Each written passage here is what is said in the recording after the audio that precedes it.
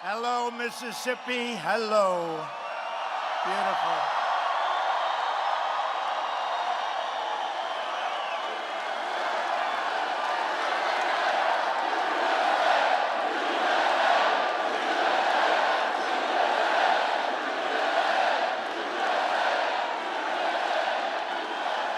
Well, I have to start by saying that 2020 is looking really easy, isn't it?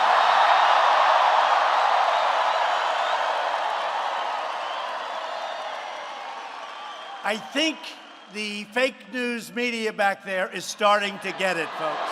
I think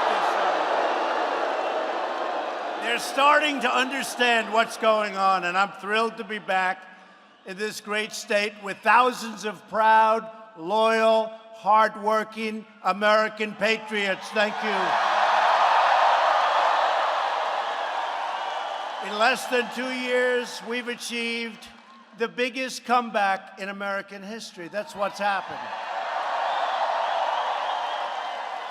The economy is booming, wages are rising, and more Americans are working today than ever before. Today, ever before. Think of that. Now just think of that. Today, we have more Americans working than we've ever had in the history of our country. Right now, today, how great is that, right? We're defending our Second Amendment, protecting religious liberty, taking care of our great veterans, and rebuilding America's military like it hasn't been rebuilt ever before.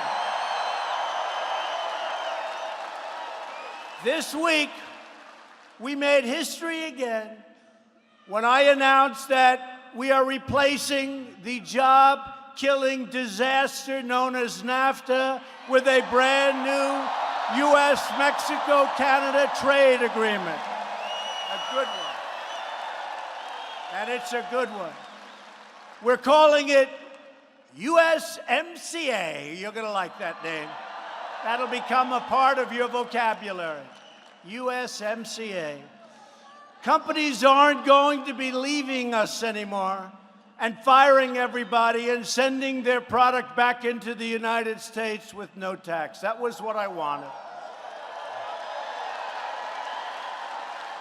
You know Mississippi, when they'd leave and they'd go next door and they'd fire everybody and they'd build the product and send it back and sell it to the same people that were buying it before.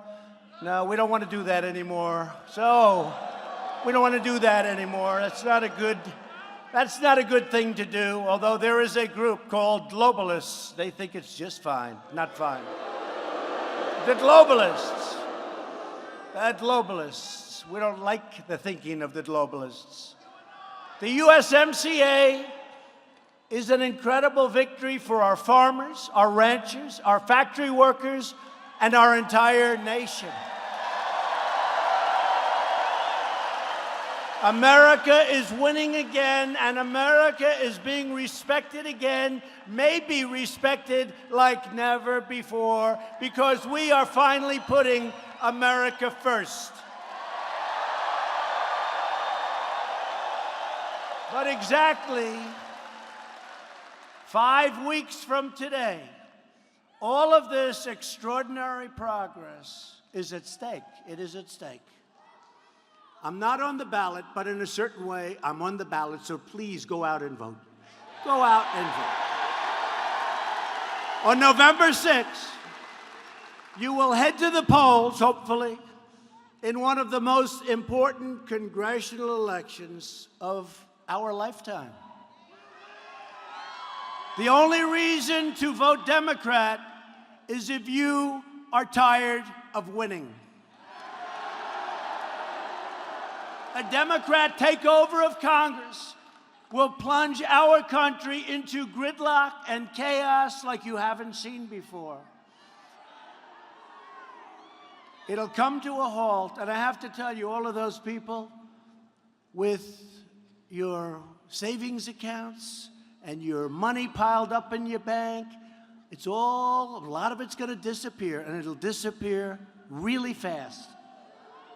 Your 401ks.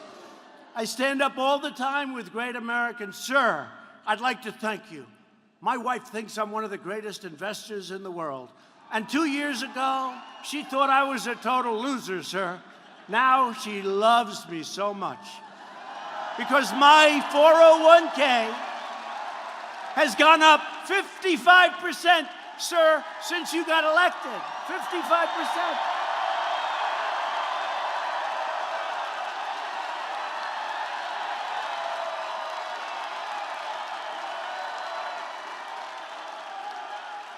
Oh, it's amazing. You can really get your wife to like you a lot when that happens. You got to be really bad, I'll tell you. And that's happening. And it goes the other way, too. That happens. People are geniuses now, and we've helped. You know, we had probably, and even the fake news would tell you, the greatest victory in the history of this country in 2016. There's never been anything like that.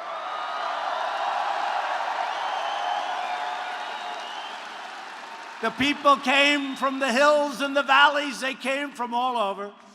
And they voted, and they loved Trump, and they loved us, because it wasn't me, it was all of us. It was all of us, and that's what's happening. That's what's happening. But it's all fragile. The Democrats will open our borders to deadly drugs and ruthless gangs. The Democrats, and I say this, and I've dealt with it, the Democrats are the party of crime, and that's what it is. They're the party of crime.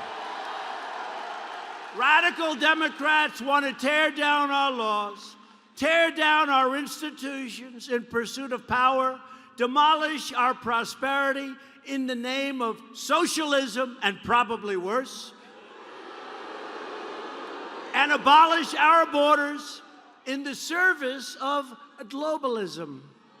There is nothing Democrats aren't willing to do, and you're seeing it day by day, and you've seen it more in the last week than you've ever seen it before. And no one, just think of this, no one under any circumstances is allowed to speak up if you're on this side of the equation. But guess what? We're speaking up like nobody has ever spoken up before.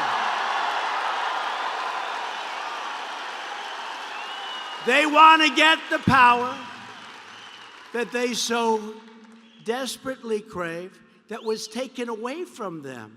All of the Democrats know, and all they really know how to do is obstruct, resist, demolish, destroy, and delay. They've been trying to destroy Judge Kavanaugh since the very first second he was announced, because they know Judge Kavanaugh will follow the Constitution as written.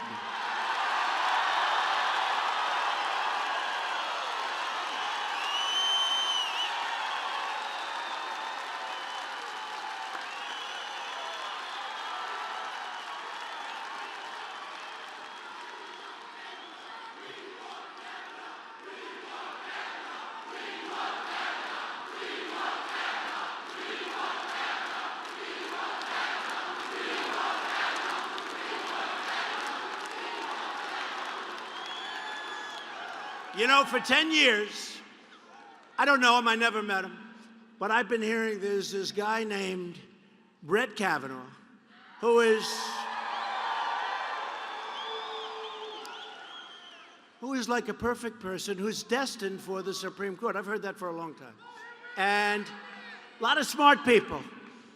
And first in his class at Yale, top in his class at Yale Law School.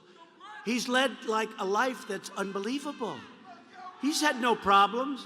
They've never taken him out of restaurants. They've never done, this is like a person that everybody thought at the highest level on both sides. They said, someday he will be a Supreme Court judge, right? He will be a justice of the Supreme Court. And all my life, I've heard that the most important thing that a president has to do as president is the appointment of a Supreme Court justice. And I disagree. I think war, I think our military, I think peace, I think those things are, those things are pretty important, right? It's pretty important. They don't say that, but I say those things are pretty important. But I have to tell you, the appointment of a Supreme Court justice, and I looked at him, and I looked at the man that we appointed just before him, Justice Neil Gorsuch.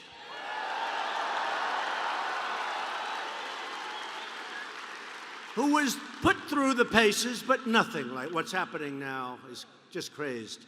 It's crazy. What's happening now, they had a gang rape, many times. Well, that turned out to be false. So many different charges.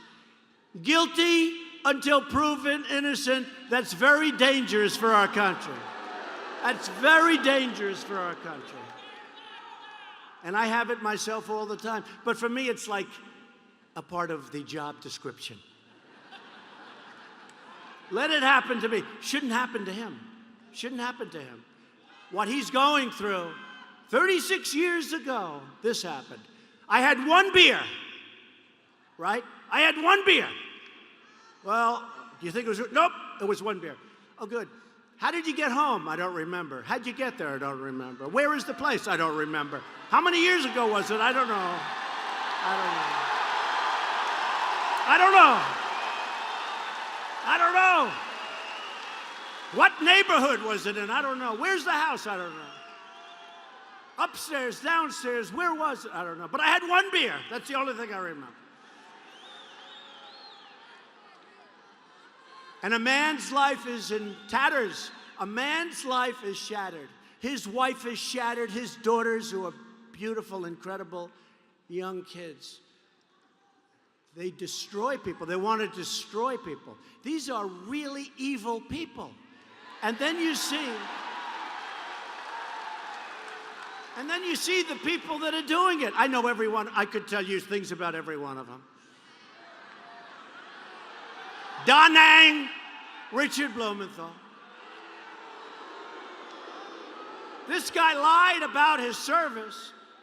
He didn't just say, gee, I was in the service. No, he said, I was in the Marines, Da Nang province, soldiers dying left and right as we battled up the hill. This went on for 15 years when he was the Attorney General of Connecticut. I thought he was a great war hero.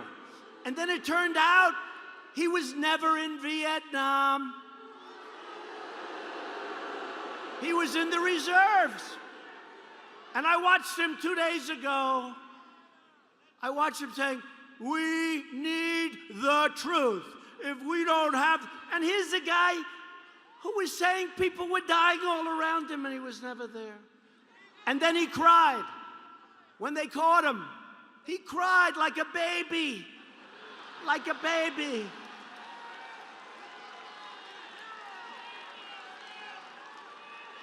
When Jimmy Swaggart cried, it was nothing compared to Da Nang Richard.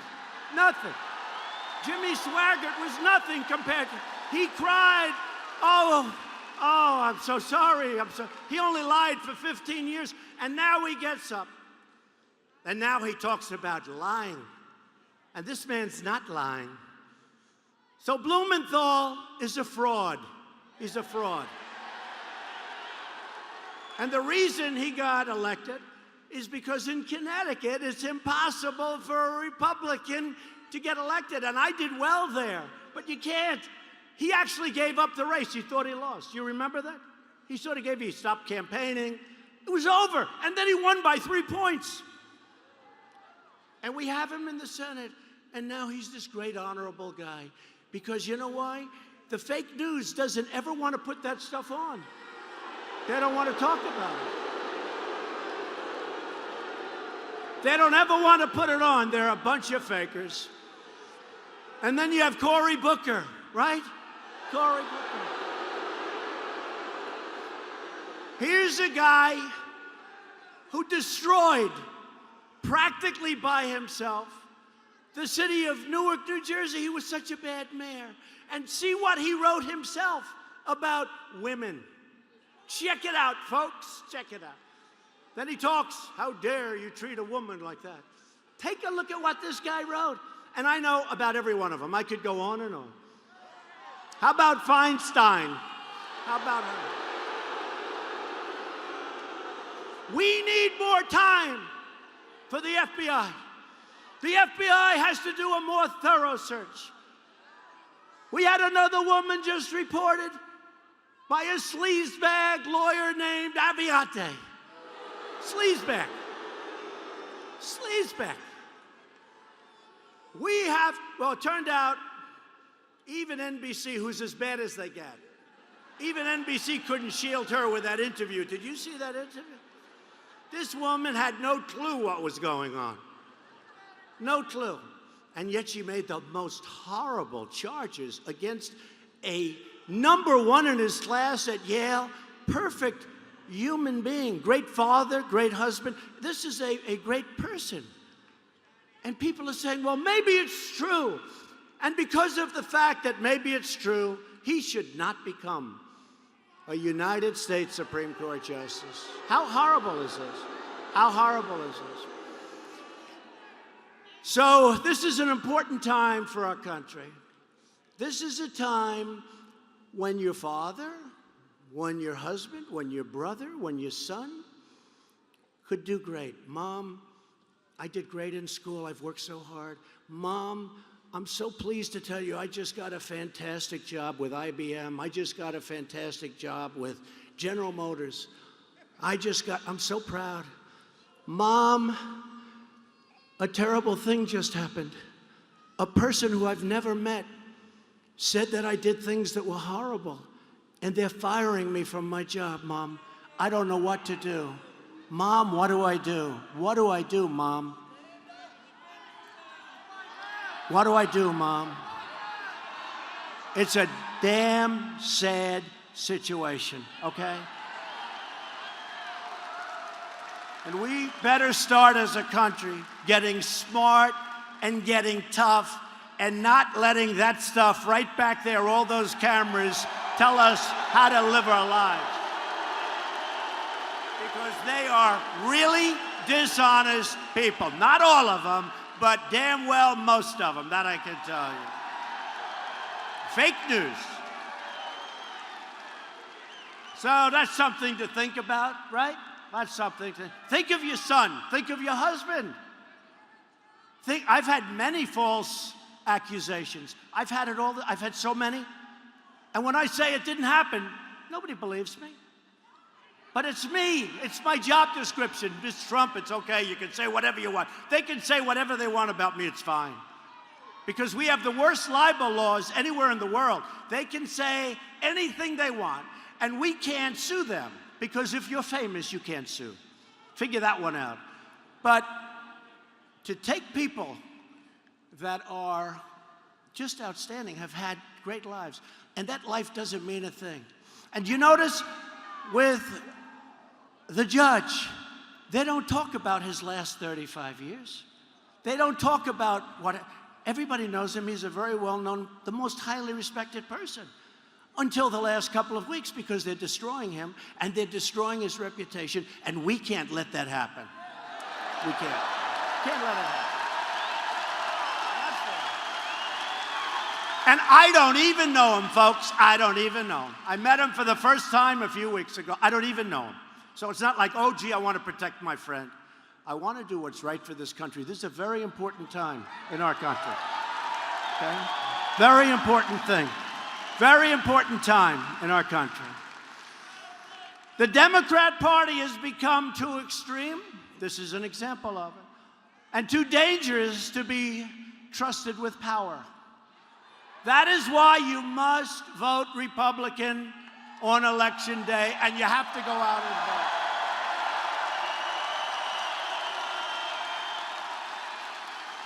You know, I'm listening to commentators, and they say if Trump were running, he's going to beat everybody. They're saying that. You know, it's hard for them to admit that.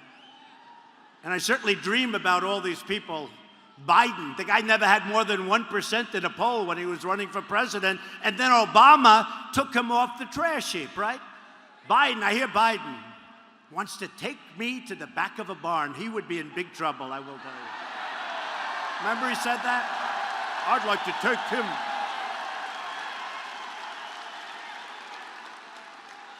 You know, with Biden, you go like this, and he goes down.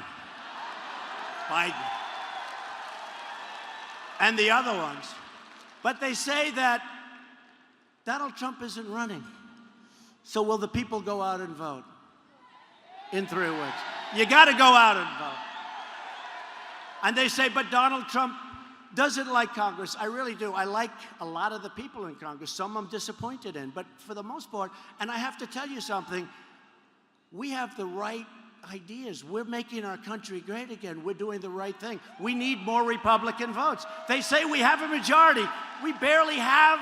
If somebody has a cold and stays home, we don't have a majority. That's how bad it is. Republicans have to go out and vote. And they say if I was on the ticket, everybody would go, it would be a landslide. Even the fakers back there, they say that. And I'm not on the ticket, but I am on the ticket because this is also a referendum about me and the disgusting gridlock that they'll put this country through. Think of it. We have the greatest economy in history. We have a military that will soon be the strongest we've ever had.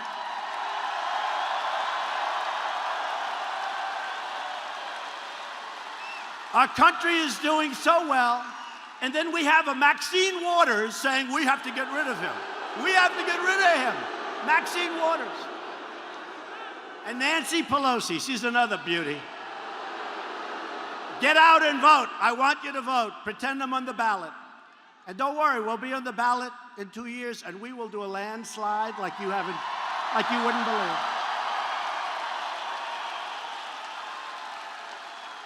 A couple of the reporters I see back there, they said, oh, Trump is running. And I must say, one of them said, right after I announced, June 16th, right after I announced, there was a Sunday morning show, and one of them said, you know he's going to win, don't you? And another one, who's back there now, who's looking very well, said, along with the host, oh, ho, ho, ho, ho. You're only kidding. He's just doing this for fun. You think this is fun? Yeah, actually, it's sort of fun.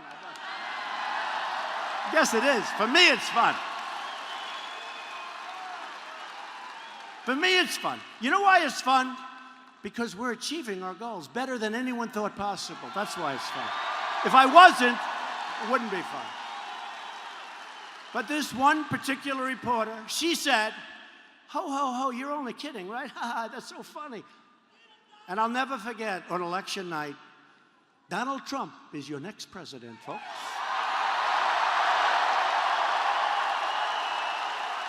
And it's driving them crazy. So we're thrilled to be here tonight, and I am having a lot of fun. But it is true, I'm having fun because nobody ever would have believed in a million years that we would have accomplished what we've accomplished. Nobody has accomplished more in 2 years. You take a look at the first 2 years of any, nobody has even come close to accomplishing what we've accomplished. And I'm doing it for you, and we're doing it together because this is a whole thing that has never happened in our country before. You know, it's interesting. When we first started, there were a lot of people always showing up. And by the way, you think this is a big crowd in here. This place is packed, right? Right to them. And if there was one empty seat, they would say, as the Washington Post did say, the Washington Post came, you saw that, right? Came to an arena someplace 4 hours early, and they hadn't started letting the people in yet. And he put a picture of an empty arena. There were tens of thousands of people outside. waiting to come in. The Washington Post put a picture of an empty arena, and they put a caption to the effect, "Mr. President, not a very good crowd, is it?" And you know what happened? And they had a picture up of an empty arena like I didn't even land for 4.5 hours later. And when I landed, that place was just like this. It was packed with thousands of people outside. Now, did they fire that reporter? No. Did they fire that reporter? No. Right? Isn't it incredible? Isn't it sad? And look what happened to Roseanne. Did they fire Roseanne? Yes. No, but think of it. Puts a picture of an empty, like it had 5%. People were just starting to trickle in. And said, "Not a very good crowd, Mr. President." There was no games. You know what happened that night? People that were sitting on stairwells, people that couldn't get a seat, people that were here only because the fire marshals were so incredible, that shouldn't have even been allowed to come in, with thousands outside. They said, "This is a fraud by the Washington Post." I was there. There were no empty seats. We set a record that evening for crowd attendance because we don't need much of a stage. Basketball, they need a big, you're filled up with people like it is tonight. And we barely got an apology. And he admitted he was wrong. You know where he did it? On his little Twitter account. And that kind of dishonesty happens all the time. Happened at the inauguration. It happened at the inauguration. It happens all the time. These are very, very dishonest people. We are thrilled to be joined tonight by several great Republican leaders. And we're going to start with a friend of mine who's a very special man. Very special. He's a great governor, done a fantastic job. He called me. He built the African American Museum, called me. We went there. It was so beautiful. I was at the opening. We cut the ribbon. Governor Phil Bryant. Governor.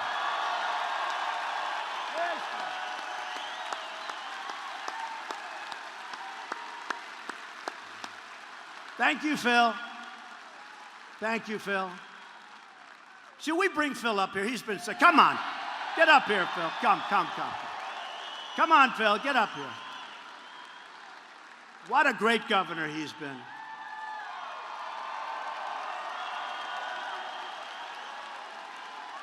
Look at this guy. Is he central casting or what? Is he? Look at this. He's central casting, but you know where he's really good? His heart and his brain. Great brain and great heart. Say a few words. Thank you. Are we proud to have Donald J. Trump here in Mississippi? Whoa!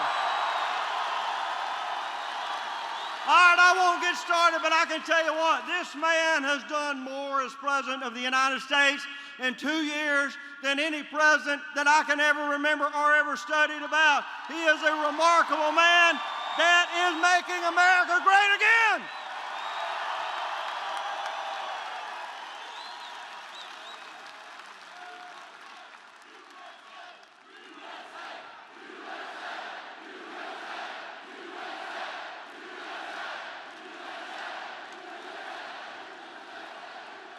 Thank you very much, Phil. Lieutenant Governor Tate Reeves. Tate, where's Tate? Thanks, Tate. Doing a good job. And Mississippi Secretary of State Delbert Hosemann. Delbert, thank you. Thank you. And I want to thank your members of Congress that are here, because they've been warriors, they've been friends. They helped me with the biggest tax cuts in the history of our country, the biggest tax reform, the great regulation cuts, which could be even more important, frankly, than the tax cuts, if you want to know the truth, because it means jobs. But you have some great congressmen. Trent Kelly. Trent, thank you. Greg Harper. Thank you very much. And David Kustoff. Thank you, David. There's another warrior in the room. These are warriors. Look, the abuse they take, the abuse we all take. If you're not a warrior, you just go home. Go to the corner, put your thumb in your mouth, and say, "Mommy, take me home." You got to be a warrior. And a guy who is a wonderful friend of mine and has always been there for me, Senator Roger Wicker. Roger.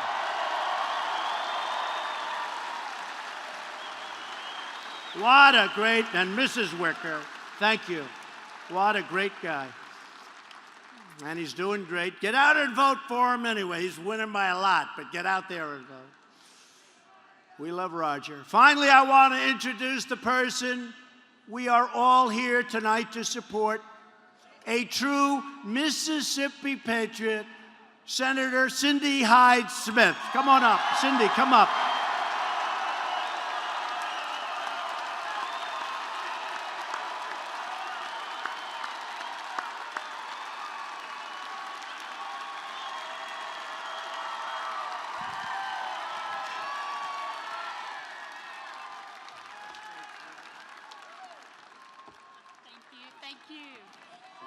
Thank you, Mr. President, and I told him he would get a warm Mississippi welcome, and you did not disappoint. Yes! We are the hospitality state, Mr. President, and I tell you, it is such an honor to work with this man. Is he not the best president we have ever had? This is wonderful. You know, early on, I was a supporter of then candidate Donald J. Trump, and I was on his Ag Advisory Committee, and now every time I walk onto the Senate floor, I want to help President Donald J. Trump.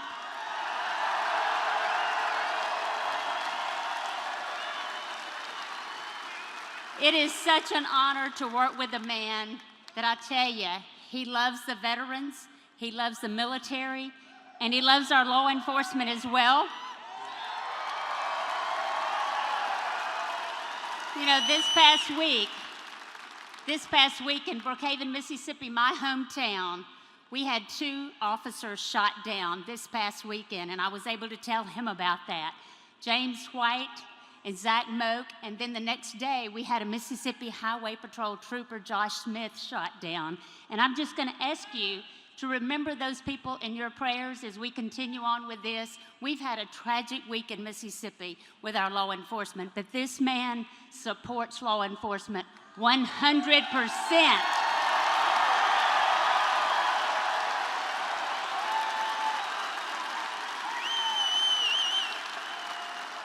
I just want to thank our great Governor, Phil Bryant, for making me your U.S. Senator, to appoint me to that, an opportunity of 3 lifetimes. Other than being the mother of Anna Michael Smith and the husband of Mike Smith, it is the greatest honor of my life. And what a treat to serve with Senator Roger Wicker. When I tell you he's been a friend, he has been a friend to me on the Senate floor, no doubt. I tell you, you know, when I was sworn in as your U.S. Senator, Vice President Mike Pence, he put this pen right here on me and he said, "Cindy, this pen will get you in any door in Washington, D.C., but I want you to know this isn't my pen, this is your pen. This is Mississippi's pen."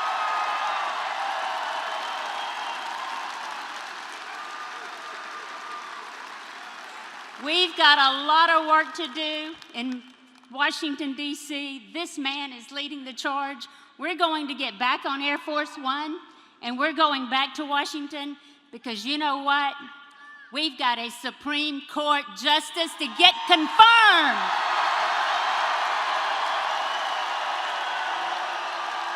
We've got him. So I'm going to ask for your prayers also for the Kavanaugh family. And I'll tell you tonight, my true prayer is God will continue to bless these great state of the United States.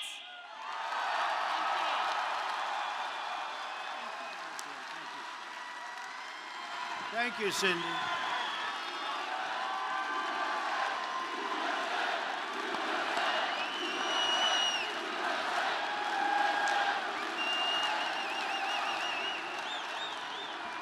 Thank you, Cindy. Great. You know, we had a great friend who was senator and did a fantastic job. And it was just his time. He called me. It was his time. And you know who I'm talking about. Wonderful man. And he said, you're going to have to appoint somebody. And I went to Phil. I said, Phil, who's the best? And Phil had no doubt in his mind. That's who he recommended. And since then, Cindy has voted with me 100% of the time. She's always had my back. She's always had your back. And a vote for Cindy is a vote for me and make America great again. Right?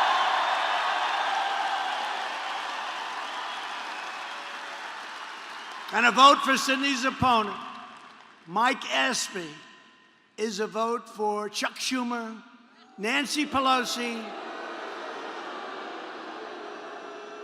and the legendary low IQ person, Maxine Waters. That's why Schumer's PAC is funding Mike Espy with a lot of money. A vote for Espy is a vote for the Democrat agenda to open borders and for radical socialism. When Espy was in Congress, he even sponsored legislation alongside Nancy Pelosi to provide taxpayer-funded health care to illegal aliens. Oh, that's great. That's just what Mississippi wants. I don't think that works in Mississippi. Does that work? I don't think so. I don't think so. Your vote in this election will decide which party controls the United States Senate. It's very important. Very important. And that's a great woman. That's a great woman. Gotten to know her very well over the last number of months. If Democrats get control, they will raise your taxes, flood your streets with criminal aliens, weaken our military, outlaw private health insurance, and replace freedom with socialism. In a short period of time, of course, I'll be doing lots of vetoes, just so don't worry too much. They will turn America into Venezuela. How's that working out? And our country will never be Venezuela. We won't let that happen. If Democrats get 51 seats, the key Senate committees will be run by the far left. Bernie Sanders, crazy Bernie. It's amazing that he wasn't more angry that the election got stolen from him, right? I don't get it. You know, he's always like complaining, he's jumping around, the hair's going crazy. The hair's going crazy, he's jumping and like a lunatic. But he never complained about the fact that crooked Hillary cheated him out of the election. It's amazing. It's amazing.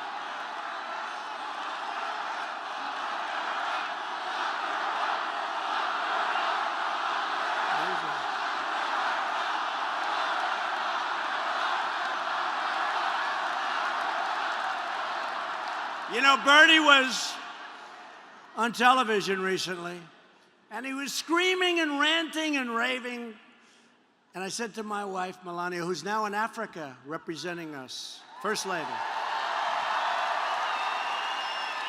I watched her get off that plane this morning in Africa, and so beautiful, and she was hugging and kissing children. It was beautiful to see. She's doing a great job as First Lady, I will tell you.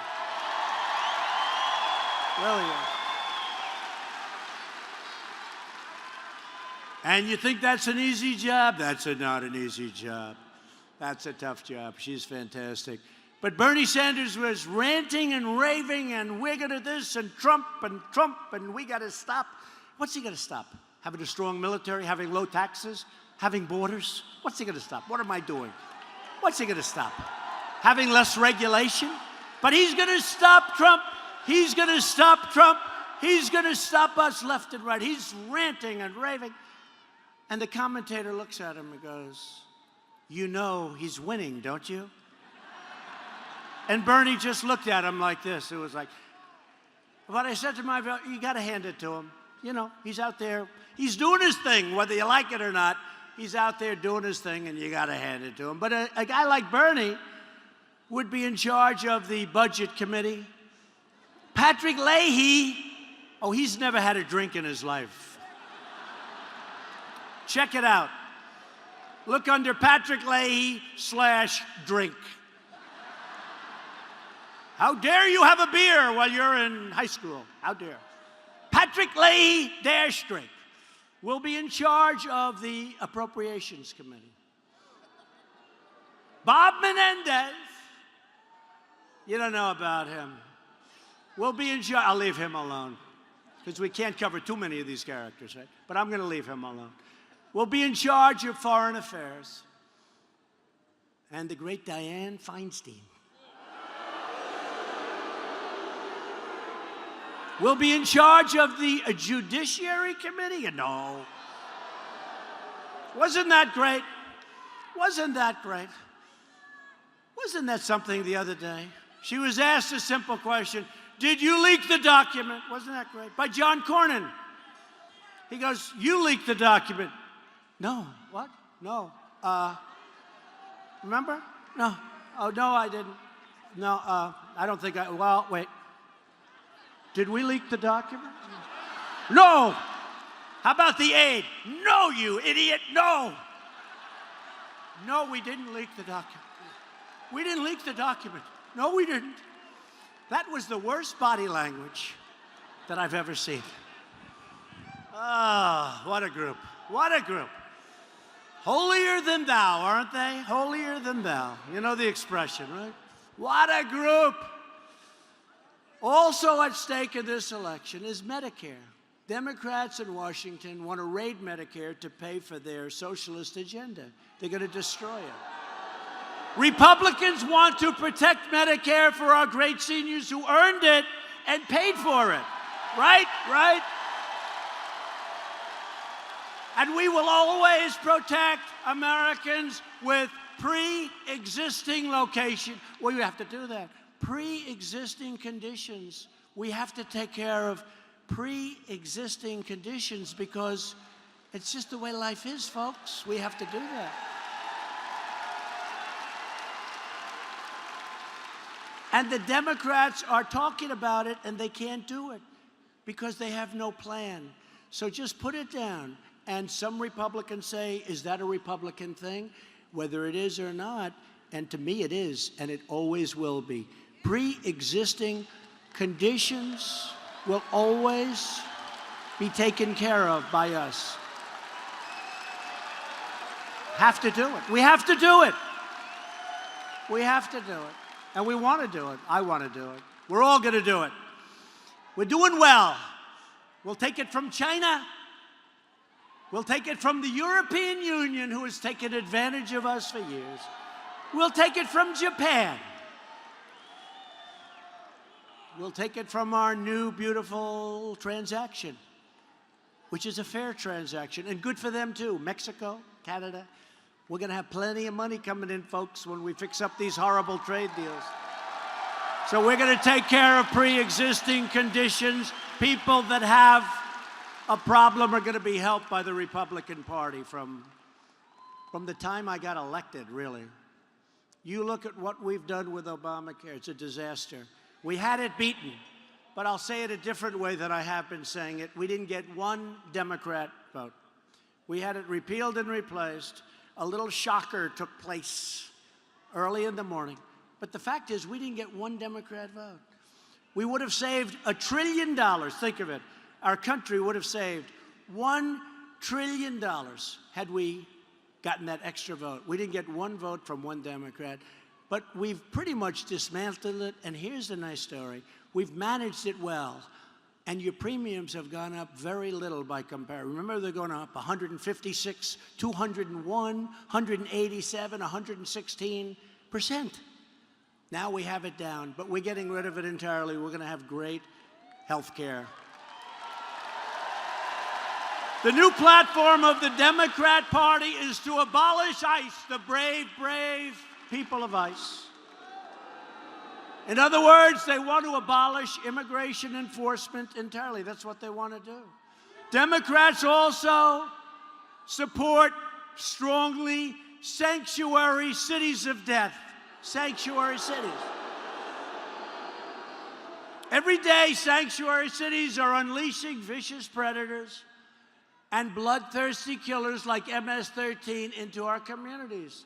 They go out and they hide out in sanctuary cities. Then they come into our cities and our towns. And then we send ICE in, and ICE says, no problem. You know why? Because ICE is much tougher and much smarter than them. And ICE has done an incredible job. And they grab them by the neck and they throw them the hell out of our country, or they throw them into jail.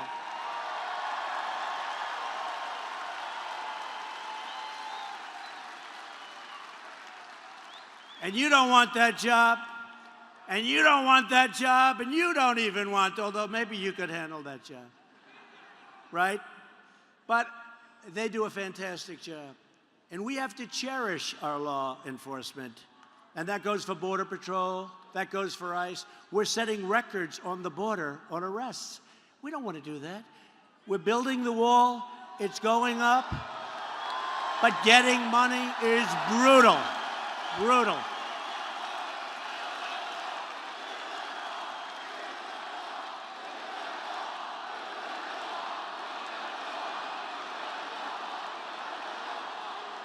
So we've started the wall, and we've done a lot in California and elsewhere, San Diego. We're moving eastward, and we're covering a lot of territory. They gave us $1.6 billion, $1.6 billion, and another $1.6 billion. I want the whole thing because we can do the whole damn wall, and we can do a great one in 1 year. But getting money from the Democrats is tough because they know that's a big issue for us. And they know we need it. Most of them voted for it in 2006. I don't know if you know that. Most of them voted. Of course you have to have a wall. You have people pouring across. They're tackling people. Then, of course, they have catch and release. You catch somebody. Who is this person? It's a criminal. Oh, that's okay. Catch, take his name, and release the person. And the person they think will come back to court. We have the dumbest immigration laws in the whole world. Watch what happens over the next couple of weeks, folks. Watch. Watch. And it's all because of the Democrats. Every Republican wants some change, but they stop you. The only thing they're good at, they're lousy politicians. They're horrible in policy. They don't know what the hell they're doing. They're only good at one thing, resisting. They're good at sticking together. You rarely see them break up. They stick. Like glue, they stick. That's the only thing they're good at. Delay and resist. Republicans believe America should be a sanctuary for law-abiding Americans, not for criminal aliens. If you want security, if you want a strong border, if you want to have a country that is a great, great, safe country, then you need to go out and you need to vote Republican. You have to do it. And everybody. This election in November is about safety, and it's also about prosperity. They're going to take your wealth away from you. They're going to take your wealth away. All of that we've done with the jobs and the salaries and the wages that are rising for the first time in 21 years. They're going to take it away from you so fast. Since the election, we have created over 4 million new jobs, unheard of, unheard of, unheard of, and lifted almost 4 million Americans off of food stamps. That's a big thing. We've added nearly 600,000 new manufacturing jobs. You remember when the previous administration said, oh, you can't do manufacturing? I said, really? Who's going to build things? They said you won't add any. They said you needed a magic wand. Remember? A magic wand. We don't have a magic wand. We've got good policy. We've got good leadership. We have a lot of good leaders in our party. And you've heard this many times over the last 3 weeks. African-American unemployment has reached its lowest rate ever recorded. Ever. Ever. Remember, what do you have to lose? What do you have to lose, right? What do you have to lose, I said. And people said, oh, that's not nice. But I said, wait, they have the worst crime rate. They have the worst schools. They have the worst home ownership percentages. I went through a list of 10 different things. And I looked up, and they've always voted for Democrats, the African Americans, in 95% more. And I looked up and I said, what the hell do you have to lose, remember? And now, not only do they have the lowest unemployment rate in history, but African American poverty has reached its lowest rate also ever recorded. It's a great thing, right? So, and we've just started. We've just started. Remember, same true for Hispanic Americans. The lowest unemployment rate ever recorded. Same for Asian Americans. Lowest unemployment rate ever recorded. Women, lowest unemployment rate in 65 years.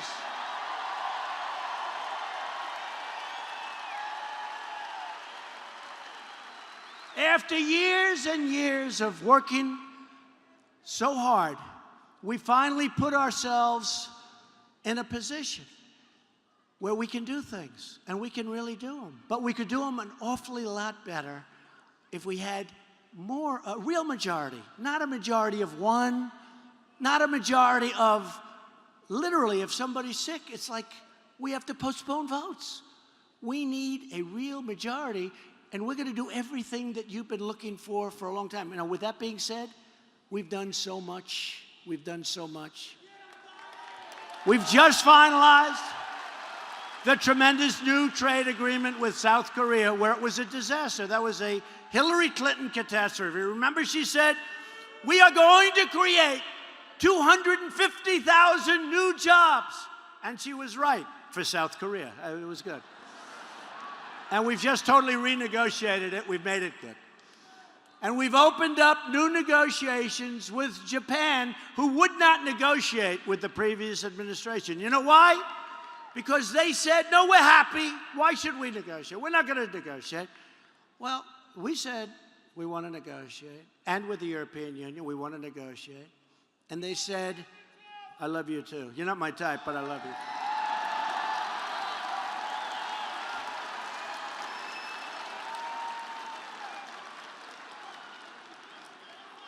That was a strong guy, by the way, in case. Because if that was a woman, I'm in big trouble. And you know what? I hope you're a guy. So the European Union and Japan, I said, listen, we lost 151 billion with a B with you. We lost 151 billion. Jean-Claude, he's the head of the European Union. I said, Jean-Claude, he's tough and smart, really tough. I don't think he likes our country too much, but I've told him that many times. Well, they were formed, right? They were formed in order to take advantage of us. So Jean-Claude, for years the Obama administration wanted to negotiate, and you said, no, we're not going to negotiate. I'm telling you, I want to negotiate. We lost $151 billion with the European Union. Many of us come from the European Union. I do. Many of the people in the room sound so nice, European Union. And they're just killing us. So I said, we have to negotiate. Oh, yes. 2 weeks go by, we don't get a call. I call him up again and say, Jean-Claude, we got to negotiate. Oh, yes. Oh, yes. Beautiful accent. I wish I had his accent. I would have been president 15 years ago if I had his accent. And I said, Jean-Claude, please, we got to negotiate. I can't take this 151 billion we lose. You have barriers against our farmers. We can't sell farm products. You have barriers against our cars, and yet you give us millions of Mercedes and BMW and all these cars that pour into our country. You have barriers, and you charge us big tariffs for products. And you make it impossible for us to give you, but you sell us so much. Jean-Claude, we have to negotiate. And he said, oh, yes. 2 weeks go by. No negotiation. I say, Jean-Claude, you don't have to negotiate anymore, Jean-Claude. I am going to put a 25% tariff on Mercedes-Benz, BMW, and every car you send in to the United States. We're putting a 25% tariff or tax on every car, millions and millions of cars that you send into the United States. He said, no, no, no, don't, please, I will be there tomorrow morning. This was an evening. I get to my office, he's there. I said, where did you come from, New York? No, no, no. I came from Europe. I said, let me know the name of that plane. That is the fastest plane. And now they're dying to make a deal. You saw what's been going on with these deals. China. They're draining us. They're taking our money. They're rebuilding themselves. They're building a jet a day. They're building many, many bridges the size and bigger than like the George Washington Bridge. What are we doing? We're helping them. We've rebuilt China. They've taken so much money. I like President Xi, the head of China. But I said, we can't do this anymore. So now we put $50 billion of tariffs on. And they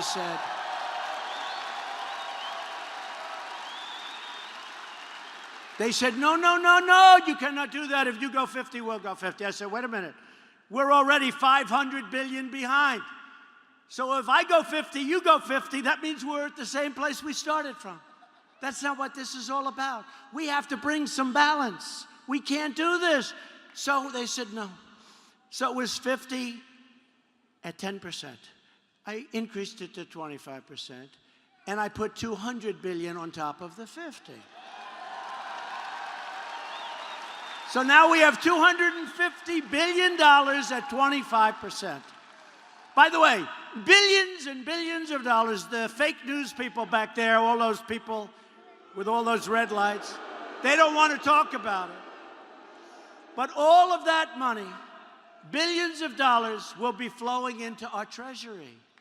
Many of the products that we're buying over there will be made in the United States because they don't want to pay the tax, and there's no tax. And I said, if you attack our farmers, who I love, they're special. See, he's got the green hat on. Make our farmers great again. Right? Make our farmers great again.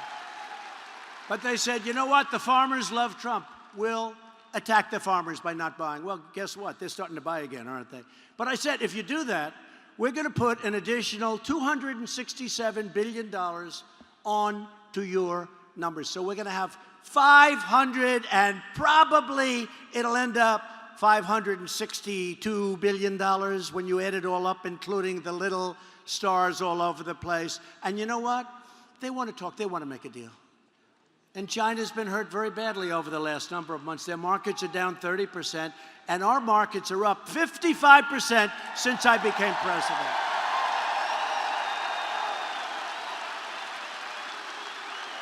And I hope we can make a deal with China, but honestly, who knows? But we're very happy where we are. Very, very happy. And I want to thank the farmers, because, you know, I watch the farmers. And they say, and don't forget, the farmers have been going down like this for 20 years, long before I got here. We're going to bring those green caps. You're going to be so proud of me, okay? You're going to be so proud. They want to talk, and at some point they're talking. But I told them just recently, you're not ready to talk yet. You're not ready. In all fairness, they've been making so much money, it's hard for them to say they're making $500 billion a year because we had, let's be nice, we had presidents that it wasn't their thing. But it is my thing.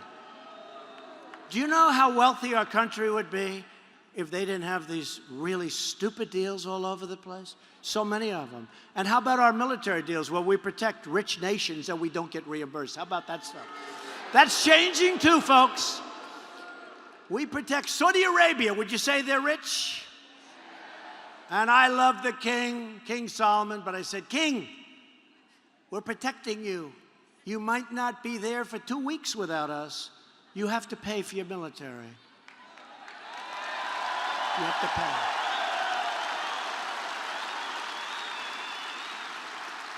And Japan is going to also contribute. You know, Japan, we protect Japan. They pay us a small percentage. We protect South Korea. They pay us. And by the way, we're doing great on North Korea, but South Korea, they got to reimburse us. They got to reimburse us. Republicans passed, and I signed the biggest package of tax cuts and reform in the history of our country. We have cut a record number of regulations. Now, we got no Democrat support for any of this. This is what's driving our economy, those two things. We have approved a record number of affordable, generic drugs. Watch what's going to happen to drug prices. And to help critically ill patients get access to life-saving treatments, we passed what's called right to try. A person's terminally ill. They're going to die.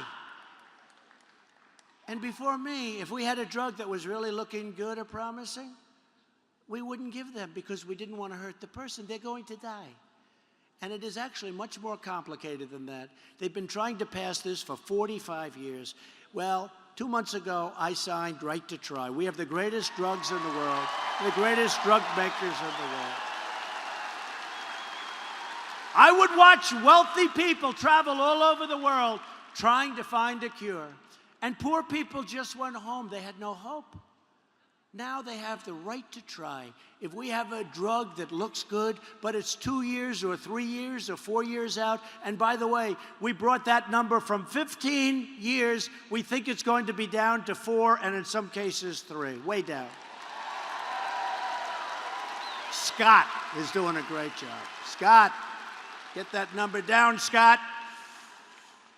And now we have that, I love that, Right to Try, such a great name. Right to Try. You have hope. We also passed Veterans' Choice. 44 years they tried to do it. Giving our veterans the right to see a private doctor if they've got to wait online for weeks and weeks and weeks. 44 years. And we passed the landmark VA Accountability Act. That's people that work in the VA that treat our veterans badly, and we couldn't do a thing about it. And now we can fire them so fast. We see you. I just signed legislation. And you think that was easy, getting that through the unions and civil service? That was a 48-year job. And your two senators helped me a lot, I will tell you. They helped me a lot. Thank you, Cindy. Thank you, Roger. And your congressman, by the way, helped me a lot. In particular, your congressman.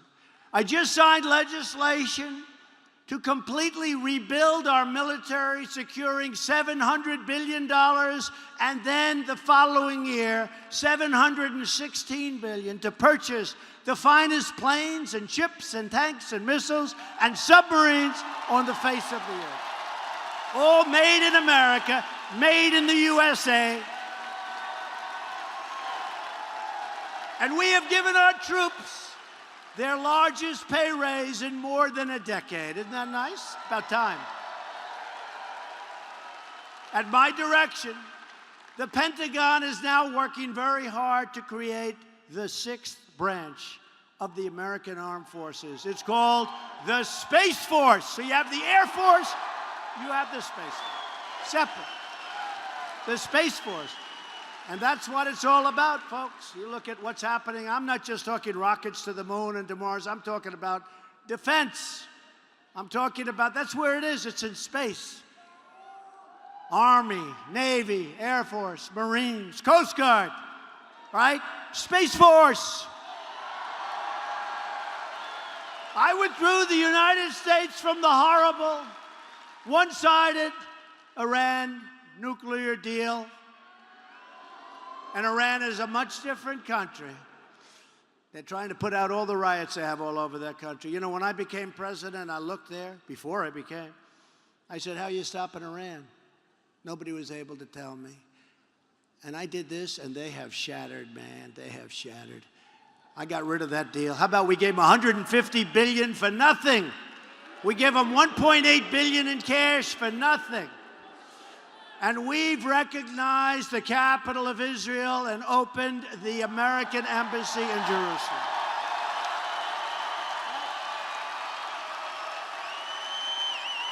And we won't even mention how well we're doing with North Korea. But when I came in there, too, they were going to go to war with North Korea. President Obama said it was his biggest problem. We sat before I took office. What's your biggest problem? The biggest problem is North Korea. We're going to go to war with North Korea. We're doing very well now with North Korea. You don't feel that way anymore, right? You don't feel that way anymore. And the fake news comes out and says, he's giving so much. I haven't given anything. We got our hostages back, right? We've got a lot, and we're getting the remains of our great fallen heroes back. There's been no rockets launched. There's been no missiles launched. There's been no nuclear tests. And we have a good relationship. And Secretary of State Mike Pompeo is going over to North Korea next week. And we're working on a second summit, and it just feels good.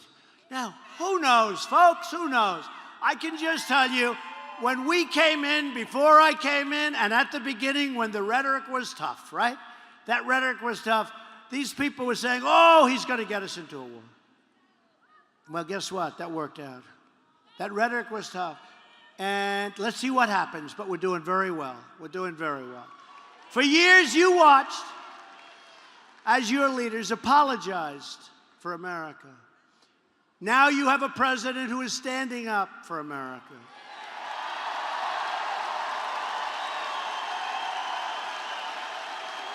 We are standing up for your values. We are standing up for Mississippi. We are standing proudly. We are standing up for your national anthem.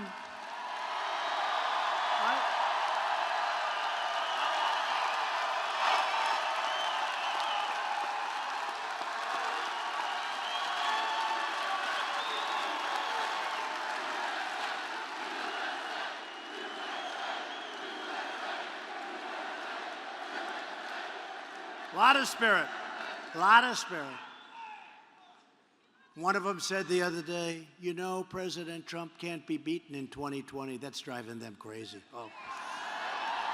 Who the hell's going to beat us? Look, who's going to beat us? If another president came here and they said, we're coming to Mississippi and we're going to make a speech, you know how many people would show up? Really, 300, 400. You'd have a medium-sized meeting room at a hotel, right? Look at this place. Look at this place. Look at this place. We're lifting millions of our citizens from welfare to work, from dependence to independence, and from poverty to prosperity. That's what's happening. But to continue our incredible momentum, you have to get your friends, get your family, get your neighbors, get your co-workers, get out and vote Republican, vote for Cindy Hyde-Smith, and vote for Roger Wicker. Got to do it.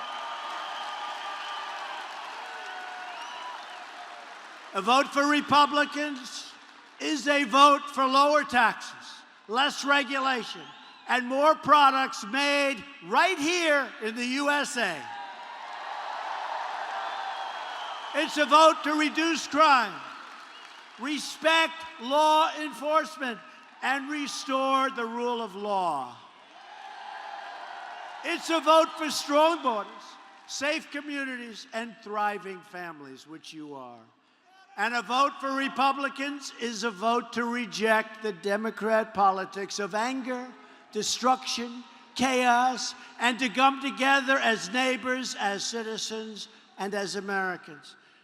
To everyone in this room tonight, to every citizen watching all across our land, this is your time to choose. Very important time when you look at what's happening to Judge Kavanaugh. This is a very important time.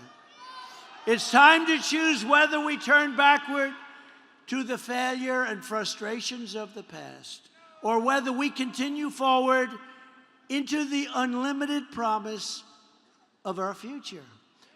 It's not up to the media or the pundits to decide your fate. It's up to you. The future is in your hands, as it was in 2016. That was a beautiful time. There has never been an election like this in our country's history. You have the power, just as you did in 2016. With your vote to save America from socialism and to save America from decay. It's up to you on November 6th to choose a future of patriotism, prosperity, and pride. Loyal citizens like you help build this country, and together we are taking back our country, returning power to everyday Americans. We stand on the shoulder of the giants of American history, the greatest, the toughest, the most courageous men and women ever to walk the face of the earth. Our ancestors crossed the oceans, settled a continent, won a revolution, and fought to victory in 2 world wars. Think of it. Think of it. Right? Think of it.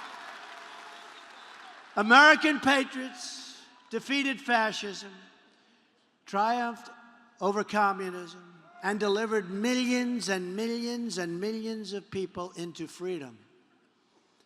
These courageous patriots did not shed their blood, sweat, and tears so that we could sit at home while others tried to tear down their legacy and destroy our proud American heritage, right? Just like the pioneers and patriots who came before us, we are going to work, we are going to fight, and we are going to win, win, win. We will not bend, we will not break, we will never give in, we will never give up, we will never back down, we will never surrender, and we will always fight on to victory.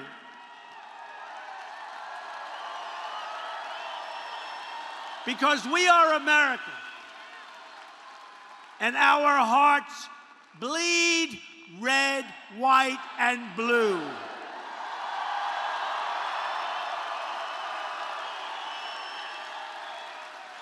We are one people, one family, and one glorious nation under God.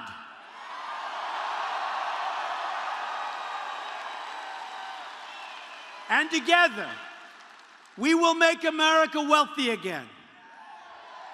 We will make America strong again. We will make America safe again. And we will make America great again. Thank you very much, Mississippi. Get out and vote. Thank you.